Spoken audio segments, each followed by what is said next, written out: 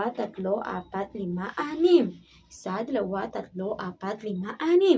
Okay, dito yung unang grupo, unang pangkat, ikalawang pangkat, ikatatlong pangkat, sa likod ng unang pangkat, ang ikaapat na pangkat, at ikalima sa likod ng ikalawang pangkat, ang ikatatlo sa likod ng, at ang ika-anim sa likod ng ikatatlong pangkat. Bibilang lang ako ng 3 at kayo ay nasa inyo ng grupo. 1, 2, 3.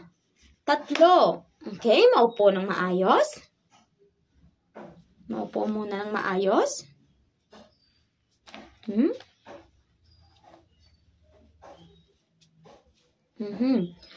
Bago tayo magsisimula sa ating pangkatang gawain, ano muna ang ating mga pamantayan sa pangkatang gawain? Una, pumili ng pangulo, tagaulat at tagasulat. Tama. Kalawa, tumulong sa gawaing pangkatan. Ikatatlo, tama, magbigayan ng idea. Tama. Ano dapat nating gawin sa ating pangkatang pamantayan? Tama, ito ay dapat nating sundin. Ngayon, ang bawat pangkat ay bibigyan ko ng pambansang sagisag. Ang dapat lamang ninyong gawin ay iguhit ninyo ito at ilarawan sa ilalim ang kahulugan o ilagay sa ilalim ang kahulugan ng mga ito. Una, bibigyan ko kayo ng isang pambansang sagisag at iguhit ito at ilagay sa ilalim ang kahulugan nito. Nagkakaintindihan ba tayo? Okay? Ito yung sa unang pangkat, ikalawang pangkat, ikatatlong pangkat, ikaapat na pangkat, 5, 6. Okay. Bibigyan ko lamang kayo ng 10 minuto para gawin ito. At pagkatapos niyan ay ipresenta dito sa harapan ang inyong ginawa. Sige, magsimula na.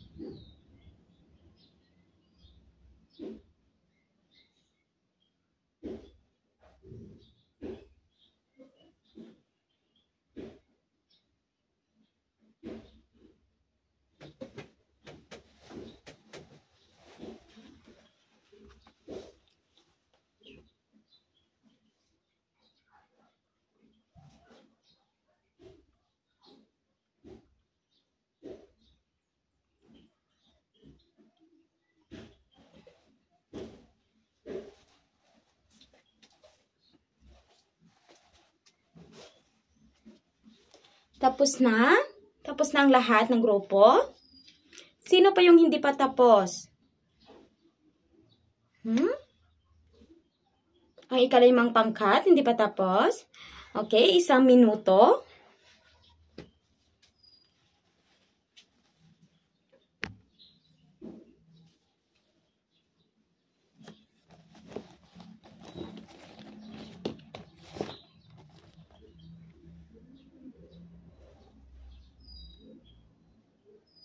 Tapos na?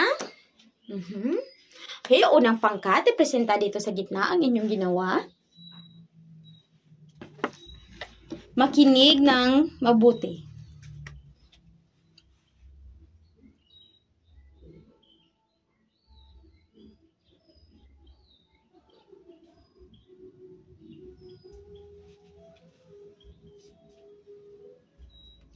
Magaling unang pangkat.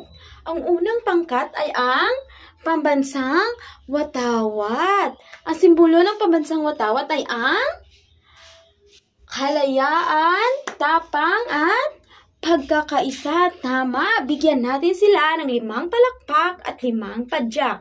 Handa, simula. 1, 2, 3, 4, 5. 1, 2, 3, 4, 5. Magaling unang pangkat. Ikalawang pangkat.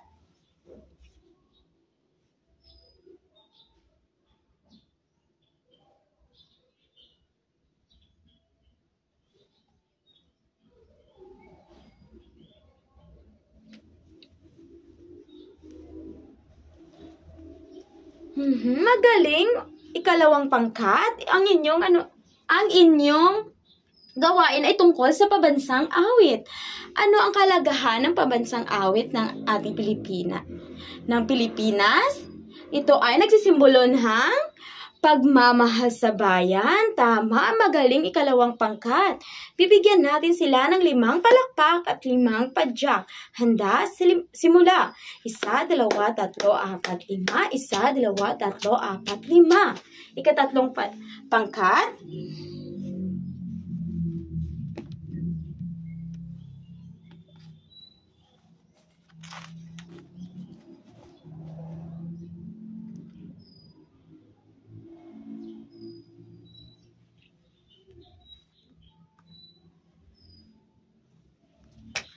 Magaling, ikatatlong pangkat. Ang kanilang gawain ay tungkol sa pambansang ibon. Ito ay ang kalagahan kung bakit malaga ang pambansang ibon dahil ito ay nagsisimbolo ng malakas, matapang at bihira lamang. Magaling, ikatatlong pangkat. Bigyan natin sila ng 5 palakpak at 5 padyak. Handa, simula. 1, 2, 3, 4, 5. 1, 2, 3, 4, 5. Magaling. Ngayon, ika-4 na pangkat.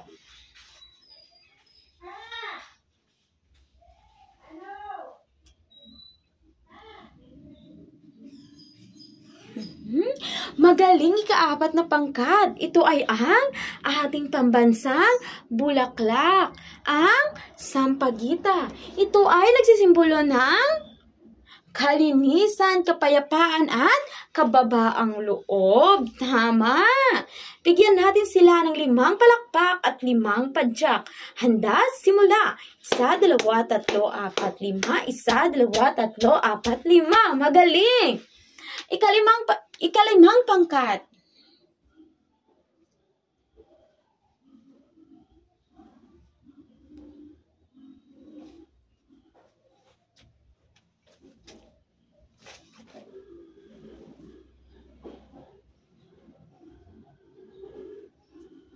Magaling, ika-5 pangkat. Ang inyo naman ay ang pambansang punong kahoy. Ito ay, bakit malaga? Dahil ito ay nagsisimbolo ng katatagan, tibay ng loob at tapang. Magaling, ika-5 pangkat. Bigyan natin sila ng 5 palakpak at 5 padyak. Handa? Simula. 1, 2, 3, 4, 5. 1, 2, 3, 4, 5. Ngayon, huling pangkat.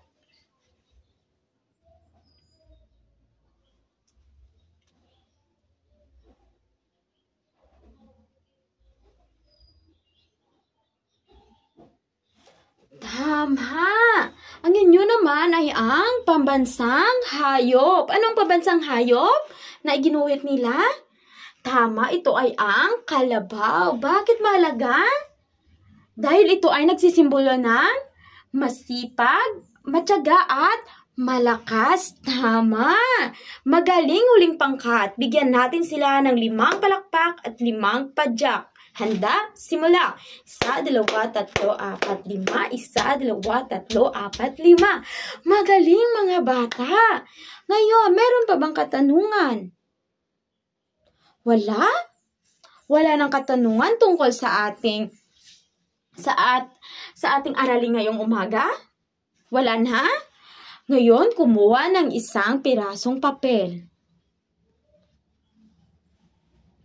Kumuha?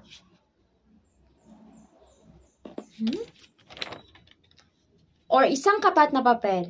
Kumuha ng isang kapat na papel. Itaas ito. Itaas ang lahat ng papel.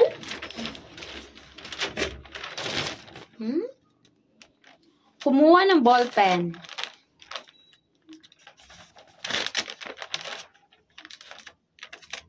Kumuha ng ballpen. Itaas ang lahat ng ballpen at papel. Taas.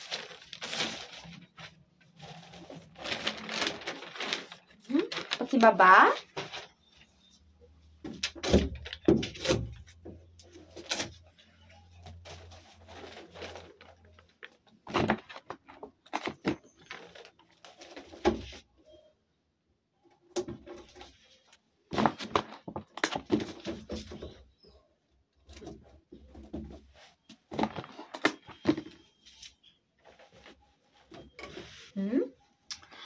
Basahin ang panuto sabay-sabay. Handa, simula.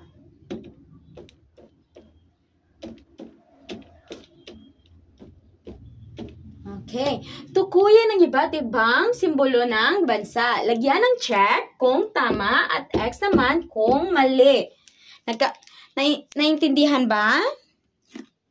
Nagkakaintindihan ba tayo? Handa, simula.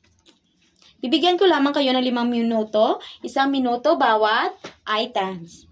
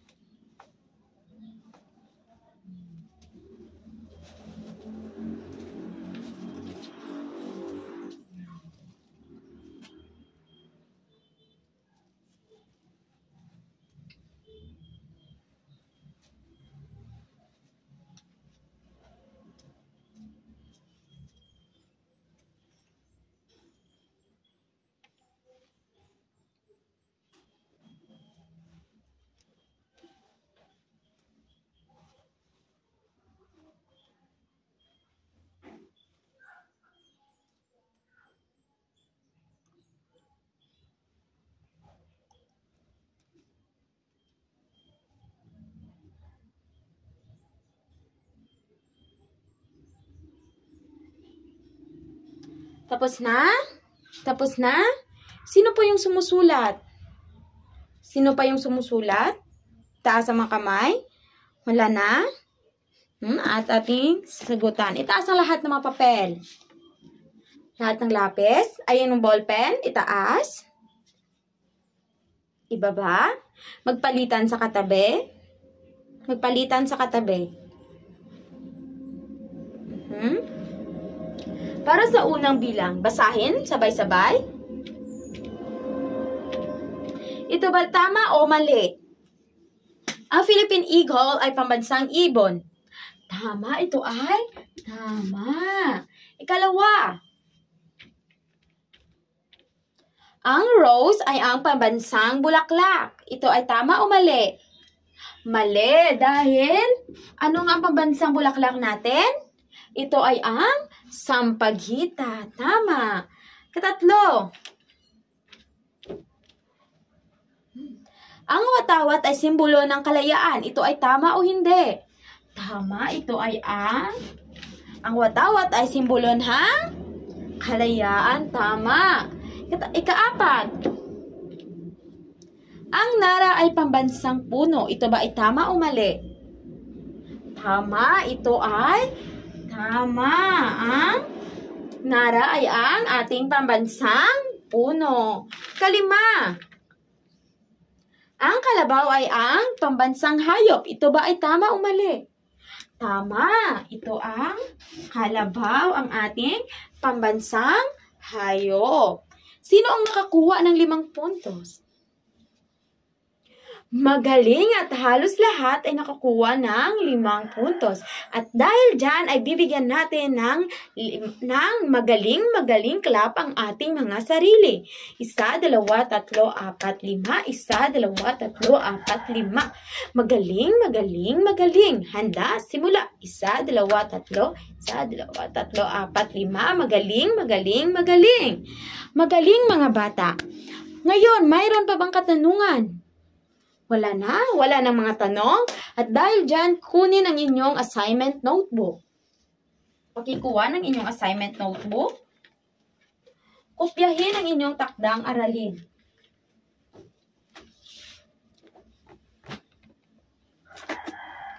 Pakikopya ng inyong takdang aralin.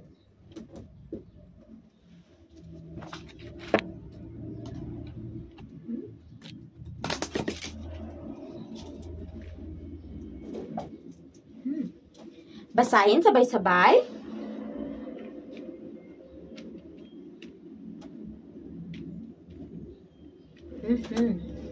Maghanap ng isang pambansang sagisag na makikita sa inyong komunidad o tahanan. Isulat ito kung bakit ito mahalaga. Maghanap ra kayo ng isang pambansang sagisag na makikita sa inyong komunidad o tahanan. Halimbawa nito ay ang ng pambansang Sampaguita. At ipaliwanag ito kung bakit ito mahalaga. Nagkakaintindihan ba tayo? Okay, pakisulat ng inyong takdang aralin.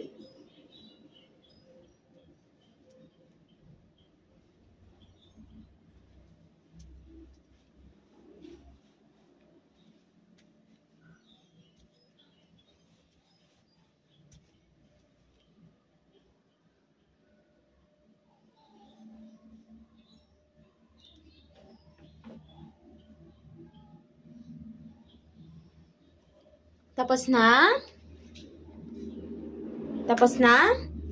At dito nagtatapos ang ating aralin ngayong umaga sa Araling Panlipunan. Pakitago ng lahat ng inyong gamit.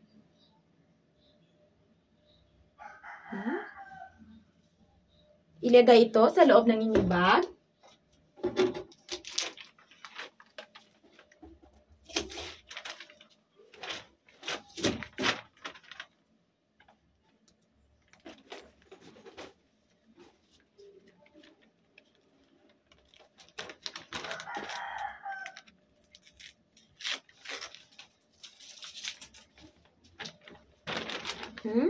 Tumayo ang lahat. Christian, pamunuan ng ating panalangin.